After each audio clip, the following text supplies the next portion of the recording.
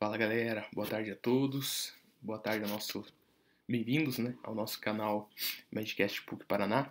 E hoje a gente vai fazer uma aula rápida aqui sobre coagulação sanguínea, né? Minha turma 76 da PUC Paraná vai fazer prova de hemato e eu resolvi fazer para a gente estudar junto um pouco esse conteúdo e espero que ajude você, né, a entender um pouquinho mais sobre as vias extrínseca e intrínseca da coagulação sanguínea. Então a gente vai abordar aqui rapidamente só alguns detalhes principais das duas vias de coagulação.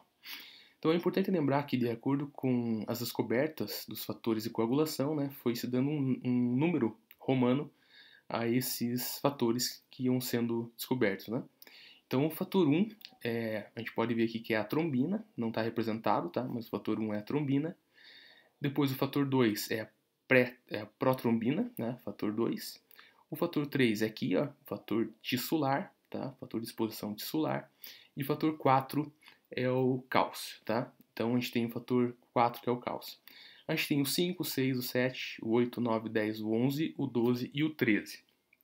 O 6, eles acabaram descobrindo que era o fator 5 ativado. Então eles acabaram retirando o fator 6 do esquema de coagulação, tá?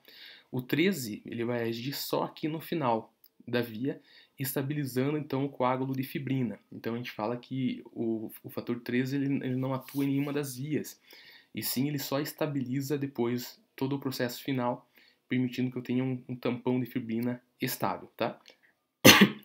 Então vamos dar uma olhadinha aqui nas duas vias. A gente tem então, primeiramente, a via extrínseca, que ela é ativada a partir do momento que eu tenho exposição, então do meu tecido lesado.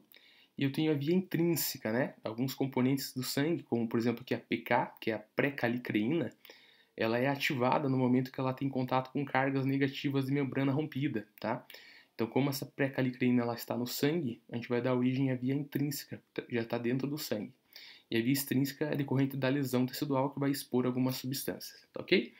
Então vamos começar aqui pela via extrínseca, bem devagar, para a gente entender certinho como que funciona isso aqui. Então, a partir do momento que eu tenho a lesão, eu tenho a exposição então do meu fator 3, que é o fator tissular. Esse fator 3, então, ele vai se juntar ao fator 7 e vai ativar o fator 7 em fator 7A, né? A de ativado. Esse complexo fator 7 fator tissular, então, ele pode fazer duas coisas. Primeiro, ele pode ativar o fator 10 em fator 10A, e depois esse fator 10A, com o cofator 5, pode clivar então a protrombina em trombina, a trombina vai clivar o fibrinogênio em fibrina, tá? Essa é a primeira função do meu fator 7A-FT, meu complexo. A outra coisa que esse complexo ele pode fazer então é ativar o fator 9 em fator 9A ativado, que a gente vai ver depois para que ele serve. Então essa aqui é a primeira via. Existe um fator chamado TFPI, tá? Que eles descobriram que é um fator que inibe então o meu fator tissular. Então por que o hemofílico ele sangra, por exemplo? Porque o hemofílico, a partir do momento que ele tem a lesão, ele vai tentar disparar a via extrínseca, mas o TFPI ele vai barrar essa via, tá? Então barrou. Então ele vai depender da via intrínseca para poder fazer a cessação do sangramento. Só que como ele não tem fator 8, que é importante na via intrínseca, ele não vai conseguir parar de sangrar, tá? Então é isso que a gente vai ver agora na via intrínseca. A via intrínseca também ela é bem simples, na verdade, porque ela começa então pelo fator 12 ativado, que vai ativar então o fator 11 em fator 11 ativado, tá? Esse fator 11 então vai ativar o fator 9 em fator 9A ativado. O fator 9A ativado, ele vai fazer então a ativação do fator 10 em fator 10, né? Em fator 10A ativado, dando origem à mesma via que a gente conversou na via extrínseca. Então o que é legal saber aqui? Que o fator 8, que é o fator que falta na hemofilia A, então na verdade ele é um cofator do fator 9, tá? Então na ausência do fator 8, o fator 9 não vai estar operante, e com isso eu não vou conseguir clivar o meu fator 10 em 10A ativado, permitindo que eu tenha a minha coagulação normal. Outra coisa importante da gente destacar é que o fator 9 é o fator da hemofilia B, né? Enquanto o 8 é da A, o 9 é da B. Outro detalhe legal da gente saber é que o fator 5 é cofator, na verdade, do fator 10, tá? Então o 5 é cofator e o 8 também é cofator. Então isso é importante a gente lembrar. Então aqui nós temos a via extrínseca e a via intrínseca. Então a gente pode perceber que ambas elas vão convergir então a partir do fator 10. Então a partir do fator 10 é que as duas vias convergem, produzindo o fator 10A, que é o 10 ativado, né? Convertendo protrombina em trombina, fibrinogênio em fibrina. Conforme eu falei no início, né, a fibrina ela tem que ser estabilizada depois que tudo isso acontece, que vai ser estabilizada então pelo fator 13. Beleza, gente? Basicamente isso.